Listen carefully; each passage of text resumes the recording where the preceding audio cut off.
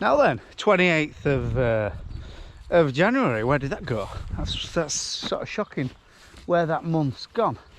But yeah, just having a look at this winter barley in front of my front at workshop here, and the real sandy patches, sandy banks, is real suffered since this frosty weather. It's really caned it, to be honest. It's lost all its colour. It's gone yellow. And it's as though the frost and the cereal eelworm has really took its toll on it. Any heavier patches aren't so bad, but these sandier banks, I don't know. And there's a fair few in this field.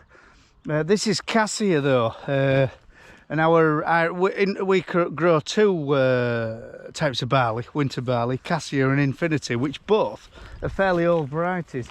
And I think the infinity didn't get quite as far in front as the cassia. The cassia just seemed to grow in at that mild back end, and it didn't stop growing till into December, until that really hard weather come. And it's just got, well, frost has done it in, so yeah, we'll monitor it and see what's what. It might recover when it gets a bit of growing weather, but yeah, I know you can tell. We used to have outdoor pigs in this field, and you can tell to wet lines of the last lots of pigs were, where it's like, it's, you know, more rich is the soil with pig muck what was left. In fact, we had balls up, these two bins here at back at farm. They're for the outdoor, they were for the outdoor pig unit. Most we had was 2,800 weaners, all in kennels. They used to come at 3-week-old and go at like, well, 11 or 12, and oh, it was hard work. It was alright on mornings like this, you know, when it was dry, but you got them mornings where it was, there'd been an inch of rain overnight. Oh, it was a nightmare. The straw we used to use and the work involved, but I mean, it paid fairly well. Actually, it paid probably to put our sheds up to for our finishers, which, you know, but yeah, we had a bit of a balls up the other day. These two bins are for that. They were for the outdoor job.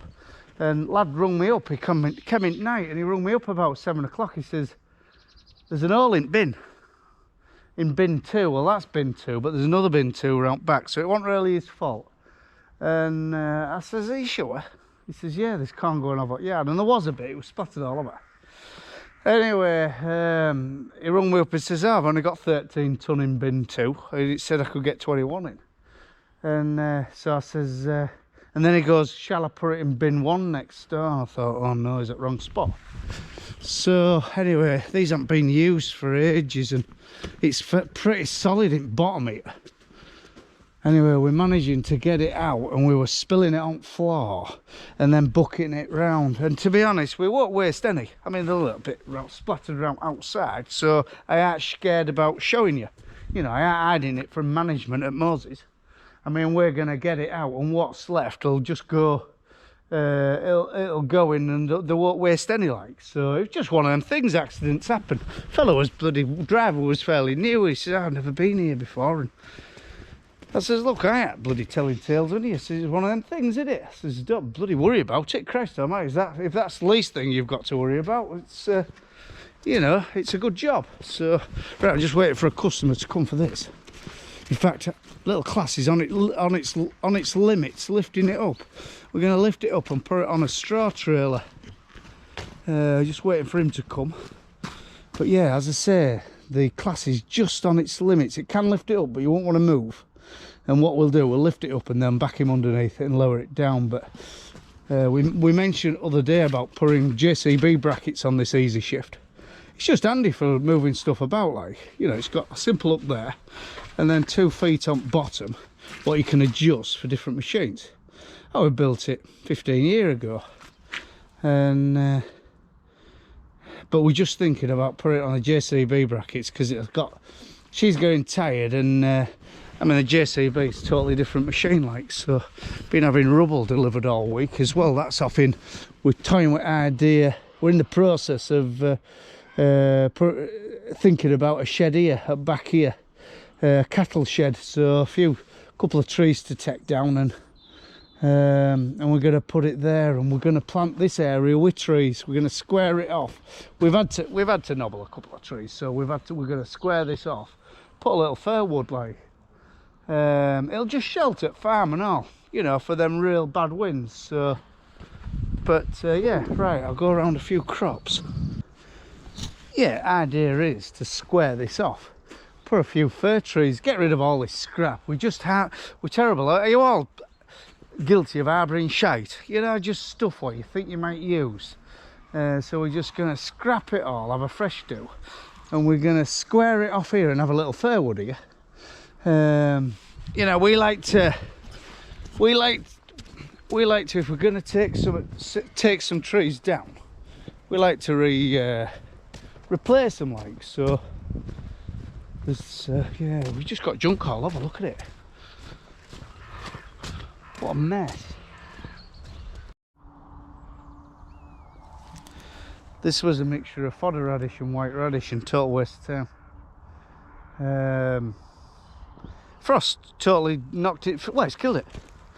I thought it was a winter hardy crop like oilseed rape, but no, the frost just knocked its ending. And then I researched it on YouTube before we put it on, and it was like a cold weather cover crop, so I just presumed it could stand our winter, but obviously not. So I mean, some of them have, but not enough to sort of warrant leaving it. We'll just plough it in. Luckily it's at this end, because this field here, we've had a young fella approach us about growing some vegetables, and well, he was real ambitious, he was, and we give him a price on the rent, we give him the price on whatever we do, as in sort of watering, spraying it for him and one thing and another, and he talks sense and he was ambitious, so I thought, bugger it, I'll back him, I'll have a go with him and put him on a year trial. And he's itching to be on, but land ain't ready. Land's too cold. I mean, it wants to be second week in March before you even think about growing any vegetables. So. But anyway, we've got fodder. What are these? Stubble turnip. No, this is fodder rape, which is no different in canopy. No different to the normal rape over there, so we'll just combine that as normal rape. And then we've got stubble turnips here, but they didn't do very well. The flea beetle absolutely loved them, they really did. Whether there's enough to leave or whether we knock it all up, we'll see. But our oilseed rape, yeah, no problems whatsoever. Well, not here anyway. I'm quite happy with how thick it is here. Other places we've got some patches with very little, but very little but tiny plants. I mean tiny, you can hardly see them, but they're there. And them tiny plants in April, when you get a little bit of growing weather, they just amazingly come from nothing into a mature plant. You know, you leave it a week and then go back and have a look, and they've grown like a foot. Well, maybe I exaggerate a little bit, but grown 6 inch. But there's nothing wrong with this. Not wrong with this at all. Apart from drill man, he was bloody useless. He's had 8 metres blocked up with out here. Useless twat. It was me. Yeah, I don't know what's gone off. Whether it measured, it's got, because it's I drilled it with Vardestad, and it's got buzzers to tell you whether the fan's not working, to tell you whether wheel and want going round, and I've got 8 metres. I've done 2 breeds without it working, so I can't wait what I've done there. But anyway, not to worry. But like I say, if you've never made a mistake, you're either full of shit or you've never done out. Most of our winter wheats look fairly good as well. You know, full crops, no water damage. Land, to be fair, we've had it quite wet here at times, and land's just sort of swallowed it up and let it through. But yeah, quite pleased with that. But that's been soloed, powered and combi drilled, and that looks good. This is direct drilled. We've had a few bung spout issues here, but anyway. But the actual wheat what's growing is beautiful. I mean, you can see our bung spout issues, but look at the wheat. I'm very, very pleased with how this field is, because this is one of our wettest fields on farm. We've no-tilled it. We haven't. It's entered a leg through for 3 seasons now, but it hasn't had a lot of paddle. It's had 3 seasons of not a lot of paddle. We've put muck on, and I don't know where it's gone. To be honest, it's gone because we heavily mucked it before Ollie drilled it with his mowers, and it's disappeared as though nature's just sort of pulled it in. And the land is in beautiful condition. You know, walking across it, it just feels different to what it usually does. So we're going to look at that. I mean, yes, we've got bung spouts, ignore them, but look at them. Look at them scenes of bloody wheat. They're beautiful, aren't they? You know, because I aren't really convinced about direct drilling yet. I really aren't, because we've got a couple of not so good ones. What? I don't know. I think sometimes the residual chemical we use, you know, there's a new one we use and I can't even remember. In fact, I ain't going to mention it, but I don't know whether it's a little bit hot for the no-till system. I think it ain't got the... I don't think it's got the... I think the structure of a direct drill, where it can get a shower of rain and get sort of washed into a slit and become too strong, so it's more concentrated into the slit. If this is making any sense, I don't know, but I know what I'm sort of thinking. So that chemical ends up in lines rather than washed into a blanket of soil, and I think it's burnt it a little bit, but I don't know. But blackgrass in here, I mean, I can't find any. Well, you tell a lie, you can find odd bit, but not bloody much. And this is usually a blanket of blackgrass, so, but we'll see. So I reckon the chemical what we have used has caned the blackgrass. But yeah, very pleased with how the drills worked. But it's just a shame Ollie had the bung spouts he had, but never mind. It'll be right, you won't tell a harvest. Even in these real wet patches, this well, it has been flooded once, because you can see, but by colour at soil and colour at stubble, it's been underwater. But the corn, but the wheat is still in good fettle. Put cover crop of rye and oats in here, and there were spring oats, and winter's really took their toll on spring oats, and there is, you can see drill seams, but there haven't been enough seeds. I'll have to go about it totally different next year. I mean, land's in good order, but I think it just needs a better root system under there. I've wasted my time, but it did. I mean, all we did was bloody put blast over with mowers. So not a lot of time and energy and diesel was involved, but we should have had twice the seed rate. But there's always deer on this field grazing on rye, so, and it's really encouraged the blackgrass to grow as well. There's blackgrass forevermore, so we're gonna have a real good kill before spring. But I think it's getting to the point that sprayer would nearly carry. If we get another week of dry weather, I'm going to toy with the idea of starting to round up a few. But I don't want to come anywhere near it if he's going to make a wheeling. Because if I make a wheeling and go direct drilling it, you're going to have them wheelings till someone rips them up. So, but yeah. Got our payment for our wild bird and insect cover. It was alright and all, yeah, to be fair. Now that's come, it's maybe worth its while. So, but we're going to reseed them all this time. In fact, now I've had that payment, I'm going to round up it all off and reseed it. So I'll keep on top of the cleanliness of the land for when the scheme runs out, and if I have to do it, if I don't do it again and want to bring it back into arable, I ain't shot myself in foot by a lot of seed, a massive seed bank. But yeah, we're going to put it in again, I think. Yeah, it was a fair old check. That makes you think. I don't know, once you signed up, someone give me advice here. Once you signed up, to is it a 5 or a 6 year agreement for whatever you decided in the beginning? Can you add to it, or are you signed up? Or can you go fill some more forms in and add to that, or start another one? I don't know, just yeah, give me your advice on that one. Same again on here. I don't know about that.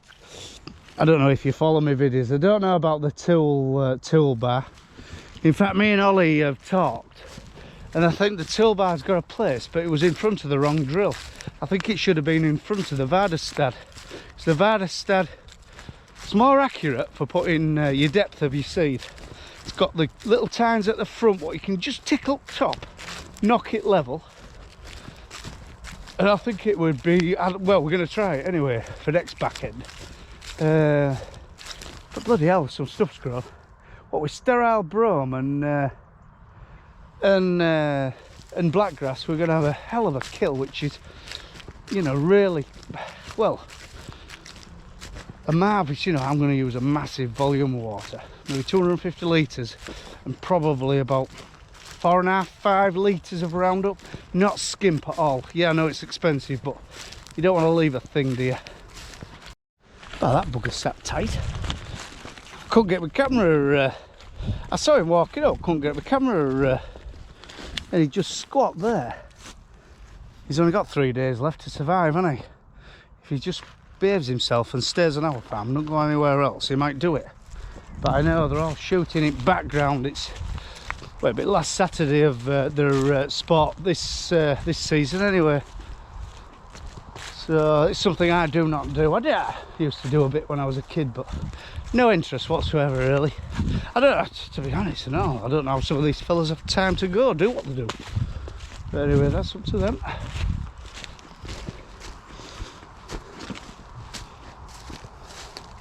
This is the grass, we got them bales off, but I'm glad we did and all, because we'd have been a bit short of fodder really.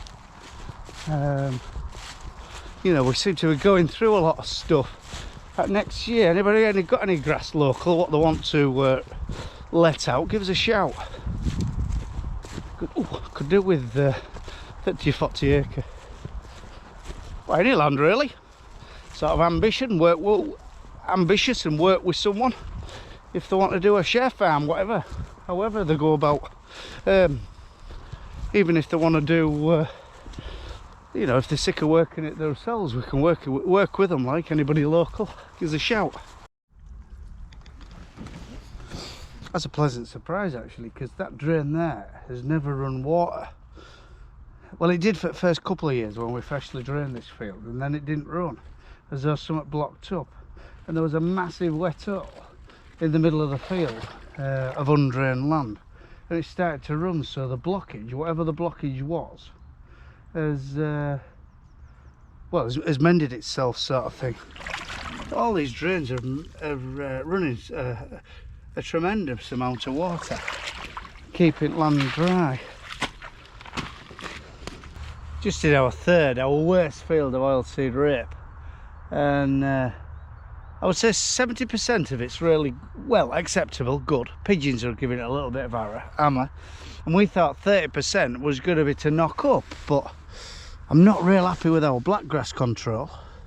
Weather curb hasn't really took effect yet, but I thought it'd be dead by now, but I don't know about that. But I thought there'd be none, but there's loads of little plants like that, you know, sickly little plants, but they're there, you know. And I was watching Ollie, I follow Ollie blogs a bit, I watch a few of his videos, and he was walking across some very similar, and it's one of them where you have to make the decision at spring what you're doing, whether you're knocking it up or, but I think like there, horrible little plants, but when they get a bit of nitrogen and a bit of growing weather in back end of March, I think they'll come from nowhere, and you won't tell at harvest that oh, this won't be as thick as the good, but I think there'll be a crop at harvest, I hope. But yeah, a bit of a concern with my blackgrass control, whether my curb has done any good, because it just looks too alive for time of year. It should be dying off by now, you would have thought. But anyway,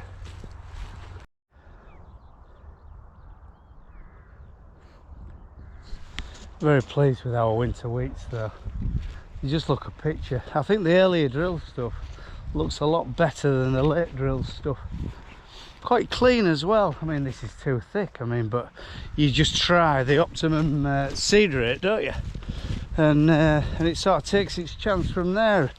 If it's in a bad time or a slug issue, like this was after rape, so we sort of put, I won't say a heavy seed rate in, but an ample seed rate, and everything's grown so a bit thick, but it looks really well. In fact, we've got a real good look on. Christ, I know, I keep harping on about it, but look at the litter what comes down our back. You know, it's a bloody disgrace. I don't know. We went to Nottinghamshire the other day to have a look at that tractor. Downside of that, A1. Christ, just everybody just chucks their litter out. I don't know. Anyway, ramped over. Whew. It's nice to have a walk, get out and about. This is second video. I did a video yesterday, so I hope I ain't boring you. I hope I ain't getting too much for you, but plan is to do 2 or 3 a week. It's just I've had a lot of footage lately and I've had to sort it out, sort of thing. So I'll try and get back into my routine of, I don't know, Sunday and Wednesday, or maybe 3 a week. Put one in on a Friday or something if you want, I don't know. Right. God, I'm knackered. Could improve on my fitness. Right, from a Rufford farm in East Yorkshire. Bye for now.